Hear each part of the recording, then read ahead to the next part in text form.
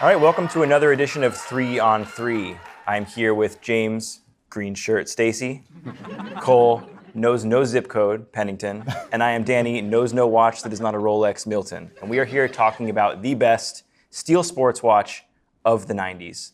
Now, there's a lot of ways to look at what that means. What is best? How do we define best? I mean, guys, I'll throw to you. How are we measuring what's a best steel sports watch of the 90s? I mean, it's pretty vague, but for me, with the watch I have, I think it's based on influence, right? Because this isn't exactly what you would call a prestigious watch necessarily, but it changed an entire generation of watch nerds. I would say it's more of an art than a science. Sometimes you get the feeling or the vibe of a watch and it matches a decade perfectly. That's what I would say the best of the 90s. I guess so. I mean, I think it's purely subjective. Whatever I say is best is probably going to be the best. So, I mean, I don't know how that works for you guys. You're off to a great start, Dan. Thanks. I appreciate it. Let's get into it. I mean, we have 3 watches here. What makes this episode particularly special is, for the first time, I think, ever on 3 on 3, these are all of our own watches. Mm-hmm. We personally wear these. They mean something to each of us, but we also think that they have a claim to be the best steel sports watch of a decade. All right, so first up, we have Cole Pennington, who's going to tell us a little bit about his watch. This is the Omega Seamaster 300-meter Professional. It debuted in 1993 as a quartz version first, and later was updated with the automatic caliber 1120. Now, you might know this watch from GoldenEye, Pierce Brosnan's famous James Bond appearance. But the legacy of the watch is much larger than that. It came to define an entire decade of horological style. This example was a graduation gift from my father, but I bet you know someone who wore this watch too. It was all over the place in the 90s. All right, Cole. Why, though, is it a 90s watch? Great question, Daniel. Let me break it down into 2 parts here. First, we have the cultural importance of the watch, and then sort of the credibility as a tool watch through, important events that happened in the 90s. In 1993, a fellow named Roland Specker dove with this watch and set the record at Lake Neuchatel. It was worn by Prince William, a gift from his mother, Princess Diana. And these all speak to the credibility of this watch as a tool watch. So that's something that I think is often overshadowed by the cultural importance of this watch, which is obviously the Bond connection. And the fact that it was plastered all over malls, billboards, everywhere you looked. Like, you could not escape this watch in the 90s. Do you think Bond defines it more than anything else? So that's the thing. I don't want to give Bond too much credibility. You're trying to shy away from Bond. Yeah, because I think Bond in. It was a big moment. It was a huge moment, and I think that certainly propelled the watch to stardom within a certain demographic. But I don't want that to overshadow the credibility and technical prowess of the watch, and the fact that I think whether or not Bond wore this, it would still be the watch of the 90s. Omega was also at its prime, right? Coming off a few decades of tool watch innovation.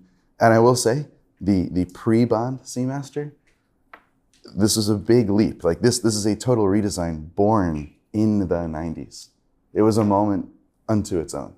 I think the other thing that stands out for me is, like, from a design standpoint, it's so deeply 90s. This one traces back, into the 70s directly, and then into the 60s with Seiko, and then of course Danny right into the mid-century. Whereas from an aesthetic, I think that's the flannel shirt of Swiss dive watch. It's the flannel shirt on Tool Time.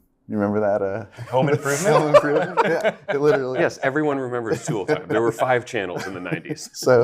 So yeah, this is why I think this is a 90s watch per se, in a way that yours is not. I mean, this is basically just a dressed up 1060. Let's relax for a second. All right, thanks, Tim Allen. All right, James, tell us about your watch. Obviously, the deck is stacked in my favor here because I have the Seiko SKX 007.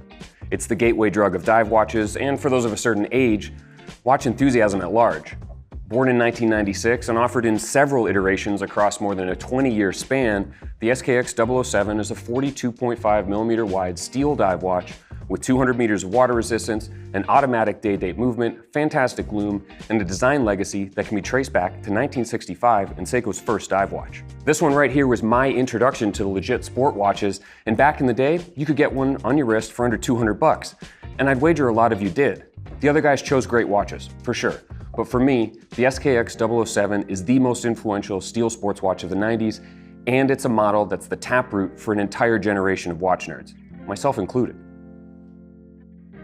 All right, James, I asked Cole the same question.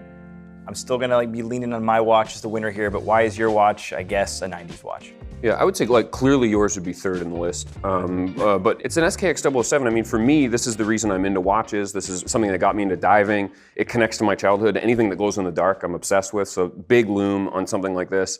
And I think for an entire generation of people, this was their introduction to their first sort of like quote unquote real watch. It was affordable, it was accessible, there was enough here to be nerdy about it. They made a bunch of different versions. And then of course, even to today, you can still find them, you can still mod them endlessly, you can make them their own. I think that this watch has a legacy that started in the 90s, but an effect that put me at this table, probably put you guys here to some extent. Maybe this isn't the iconic watch of the 90s. I'm okay with that. It's easily the most influential watch made in the 90s. It transcends the 90s, I will say that. Without question. I mean, I think you even said it yourself. I mean, it was multiple decades through which it was able to sustain popularity. Yeah. They only discontinued it recently, and the watch that they kind of put in its place isn't really a true, like ISO 6425 dive watch. You don't have the lume on the pip. You don't have 200 meters water resistance with a screw down crown.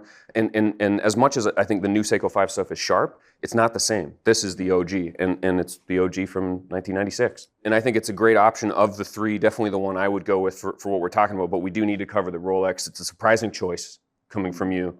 Tell us about the Explorer. All right, guys, well, here's a little bit about my watch. This is the Rolex Explorer 14270, the best steel sports watch of the 1990s. Born in 1989 and lasting the entire decade, it lays the best claim for being the watch of the decade. In full 90s fashion, there's nothing vintage about it. It is full modern. Glossy dial, sapphire crystal, applied markers with white gold surrounds. This is the 90s. This watch, as opposed to the other two watches on the table, actually from the 90s? Well, why don't we see here, Mr. Stacy? It lasted for the entirety of the 1990s. It was released, manufactured in 1989 originally, sure, but that iteration is known as the blackout dial, so we can all just sort of black out and forget that happened and start fresh in 1990, Good one. where this watch lasts for the whole entire decade. So what do we have here? 1996, 1993. Correct. By my math, those are less years than mine. Yeah, but I would also contend, like, if it came out in 89, it's based on inspiration from, remembering say, that. 86, 84, or 1953. Like, You're forgetting it's the a different rules. The zone. rules of the game are clear. We don't remember 89. your rules. We're starting in 1990. And honestly, this is, for me, similar to what you were saying about Kohl's Omega. Sure, this has mid-century roots, but this was, to my mind, Rolex really making a design shift that is indicative of the 1990s forward-moving design path as opposed to looking backward. I mean, so much of the dial design on this watch is a radical departure insofar as you can be radical. In a 36 millimeter steel sport watch. But if you're gonna be pedantic as we all are about these things, there are a lot of differences on this watch that make it an entirely modern Rolex. And that's why I think that it's the most 90s watch that Rolex ever made, and that's on this table right now. So let's have a thought exercise here. Let's have You one. put a 1016 and this watch on the table next to each other and ask someone, what's the difference between these two watches? Yeah. I think that the problem with your argument here is that the Explorer just isn't necessarily a 90s watch. The 1016 does not look different at all. So it's like saying, Okay. this is a 90s watch, but it's from the... No, it was made in the 90s, but it's not born from the 90s. First of all, not different at all. It's a little bit of a... Let's All right, be we'll clear. drop the superlatives. And I think that your watch, too, has Seamaster 300 roots, without question. In nomenclature, sure. And so I think that depending on who you ask, and if you ask me, I would say mine's the watch of the 90s, and I'm just going to ignore everything else that you say about my watch. I think that's fair. I mean, That's the lawyer in if you Dan. ask someone who's wrong, that is the answer they would give you. So Right. I agree with that. Okay, Yeah, for good. sure. I'm glad we're in agreement. It can't be lost on this episode that these are our watches. Yeah. And so out of the context of the 90s, James, what is it about the SKX 007 that you connect to? And especially since you've modded the watch, so it's even more personal. Yeah, for sure. This time it's definitely personal. It kind of captures everything I want from a steel sports watch. It's freedom. It has a design legacy that goes all the way back to the really early stuff. What it gives you is this sort of loose experience of what the watch world is in front of you, because you get a steel bracelet, you've got to learn to size it, it's got micro adjust. It was like the first time where you sit there and kind of do, shake and bake the 7S26, get her going, right? And I Because you can't wind it. Correct. This is not a hand-windable movement, but I think it's kind of characterized by this. If I say 7S26, a lot of you know this watch for it, and maybe a Monster, which is kind of the weird cousin to this watch. You get a day date, you learn a little bit about complications, you go inside after a sunny day into a dark environment, and the thing's a torch on your wrist. You can jump into a pool, you can go scuba diving with it, and yeah, I just think it's kind of like one unit of dive watch to get people picking up pace in the world of watch appreciation. It definitely is a gateway drug watch. Cole, yours is a watch that growing up I saw all the time. What is it that you appreciate about this watch most? Well, it's exactly that. I would say it's highly personal. When it comes to, like, when I look down at the watch, it's a gift from my dad, right? So, of course, there's some nostalgic, sentimental value and so forth, but also kind of closed a loop. I remember going to, like, Willowbrook Mall, Short Hills Mall. These are northern New Jersey. Jersey boy. Mall. Yeah, that's right. And seeing these watches in the windows and on the advertisements and so forth. So you grow up seeing it, then finally you become a man at 18, right? And then this is the watch that kind of represents that transition. I wore this probably more than any other watch that I have, period. And wearability is really good. So this is, obviously it's from the 90s, so it predates that early 2000s big watch, big thick watch thing.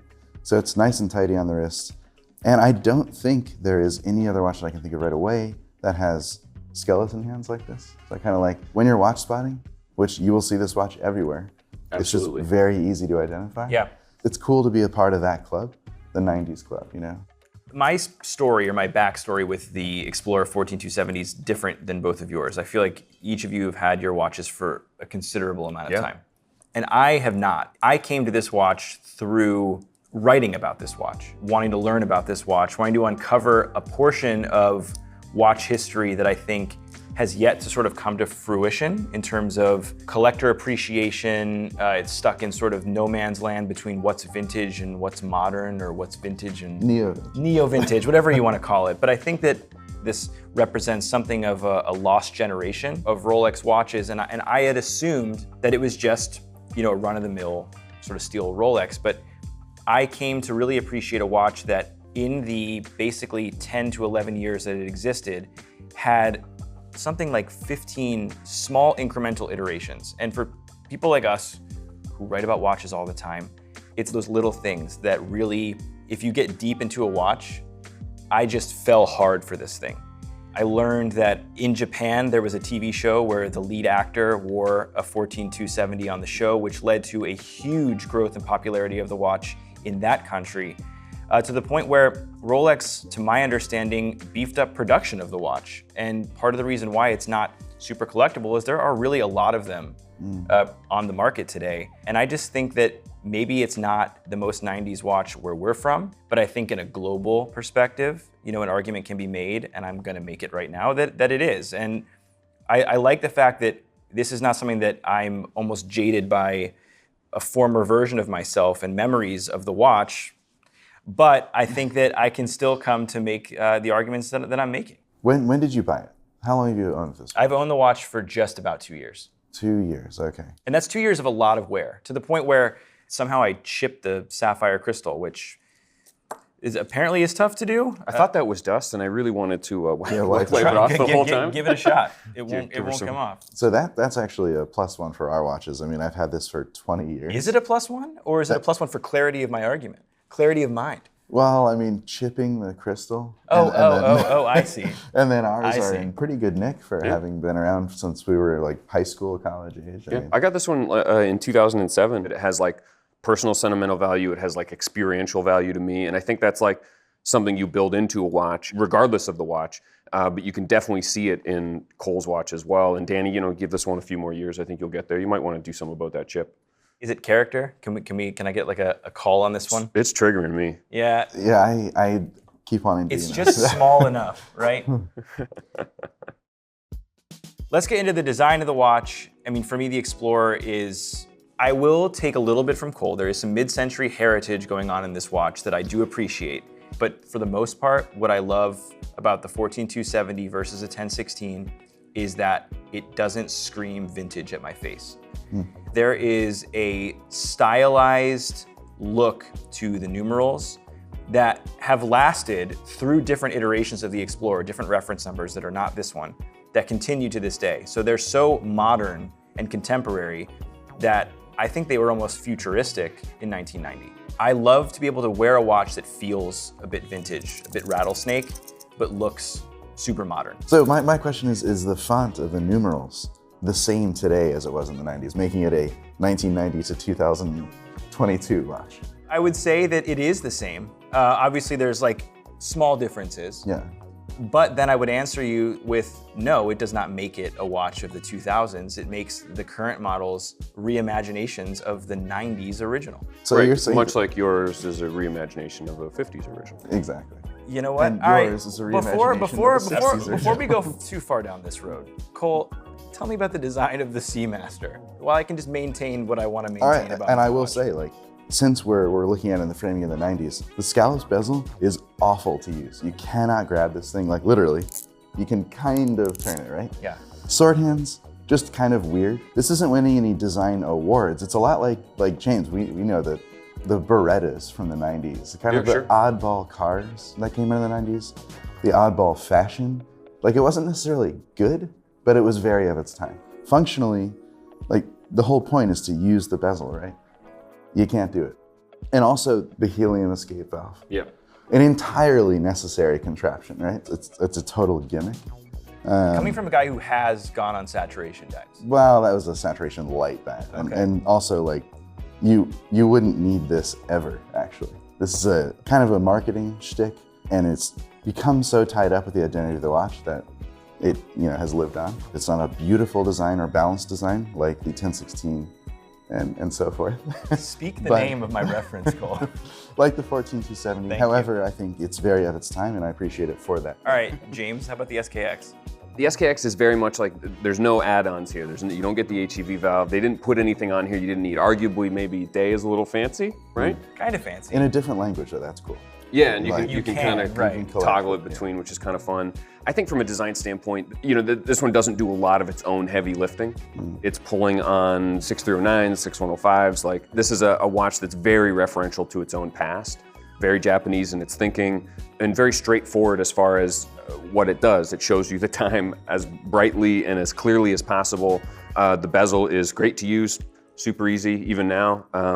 Very quiet. Yeah, not too loud. I mean, this thing's popped off before. It's been through a couple bumps and the rest. And otherwise, this is just kind of a watch that it demands very little of you. Put it on and wear it. Keep it alive on your wrist. Put it on your nightstand. It's better than an alarm clock in the middle of the night. And I think as far as the design goes, it's like it's almost as elemental as what the Explorer comes from. Like, this is the look of a Japanese dive watch. Cole, you've got yours on kind of a unique strap scenario because your bracelet exploded. Yeah. Your words, not mine. Obviously, you still wear this watch. Like, what? How does Yeah, wear it all it? the How does time. it wear for you? How does it compare to what other watches you wear now? I know you also famously wear Pepsi GMT. I got used to the level of comfort right out of the gate, right? Like this, which has a compact form factor on the wrist, is not very So nice tall. and thin. It is. Yeah. It's thin. That's the thing about it, right? Yeah. So 1120, the movement inside, neatly packed into a compact case. Then I moved into like the vintage, funky micro. Early 2000 micros, they can be brickish on the wrist. Yeah. Finally came back around in my advanced age to kind of prefer something very comfortable. I had a 2254, which is a sibling to Yeah, this with the great sword watch. hands, the black dials. Oh, yeah. Ergonomically, like, for a watch that was sized to be a large watch in its era, It's so they wear comfortable. so well. Yeah, exactly. So, I mean, James, what is the wear experience of an SKX? Like, do you still wear them? Absolutely. Yeah, I think for a watch of its size, and these days it's pretty popular to like not be wild about 42.5 millimeters. This is like 13, 14 millimeters thick. I think it's about 47 millimeters lug to lug. The only thing that I wish they did was drilled lugs. Yeah. But if you actually see how thick the lugs are, that'd be quite a hole to try and get the tool all the way in. And the truth is the tolerances on the bracelet are so kind of, let's say, 90s that you can almost take it off with a sharp enough fingernail. Like, you don't even need a tool. The bracelet's kind of hilarious, like I said, from a wearability standpoint. But otherwise, like, it's not too big, it's not too small. And then for those of you listening that you go, there's no way I would wear a 42.5 millimeter dive watch. The SKX 013 is the 37 millimeter version of the same watch. And the kind of cool thing is you can go in a bunch of different directions and get the same style. There's a ton of these out there. Obviously, the 007 normally has a black bezel. This one's modded, but then the 009s with the blue-red. Yeah. Super wearable, really casual. And the other thing that's great, and this is obviously to my preference because I'm not a huge bracelet guy, as hilarious as this one is, it's great on anything. It came with a decent rubber. You can upgrade that rubber. You could go leather. I wore it on a NATO for years. Just a really flexible, easy wearing dive watch that I think is stylish, but not in any way that's even remotely flashy, which kind of works for me. What about you? We're going to get blown out of the water. This is talk about perfect wearable. for Danny, though. Yeah. For me, I don't think so. I love it. I've talked to you about this before. I've only had it for 2 years, but when I see this sort of next to my other watches, I gravitate toward this watch almost every time I pick it up because when you put it on, it's so light, first of all, and on the wrist, it honestly just like disappears a little bit. So unassuming as well. It's for a Rolex even. I think that's right, and the Oyster bracelet's one of my favorite things that Rolex does, period. Especially the older models pre the more technically advanced clasp system. Despite the fact that there's no, easy link adjustment systems, I just like how light they are and how good they look. And this being, no functional bezel, just all stainless steel everything, but at a 36mm size. I forget that I'm wearing it sometimes, and other people don't know that this is a Rolex most of the time. It has sort of like a Seiko 5 look from a distance if you're really not, paying attention. And I love that, to be able to have a watch like this, but not really have the attention that you don't want sometimes with a luxury watch. It makes me, feel good to wear it. The other thing to consider when we're looking at these three, and I'm setting myself up for a little bit of a failure here, but is the movements. Yeah. Right. Because yours is at a base, decorated and modified, right? Yeah. And a solid movement for sure. Yeah. And yours, of course, is a Rolex in-house movement, and mine's Caliber essentially 3000, a that's right, yeah. single-cylinder lawnmower engine. They somehow fit into a dive watch. It's a different sort of vibe. Like the 7S26 is like widely known to be kind of loose on its timekeeping, but like it'll also never stop. Yeah, I mean, there's a tier system here. Like I think that there's a case to be made that within each one of these watches, the movement Is appropriate to what it is. it's appropriate to what it is. And It's what not- it costs in the day. Right, and wasn't the top shelf movements, and I think it appeals to each of us as well. This idea that it's what this watch needs and nothing more. I agree. So we should probably hit hard what we think is the most 90s about our steel sport watches, especially the one that arguably had way more decades that were not 90s in it. And when did you get this one? 2005. 2005, okay, great. So Cole, tell us about your watch from 2005 and why it's the most 90s watch on the table. Well, that's very lawyer of you, Danny. Well, Especially for a fellow who got his watch like 2 years ago. yeah, that's right. Doesn't matter I when can't I remember. got Is it. it 2001 now? Doesn't matter when I got it.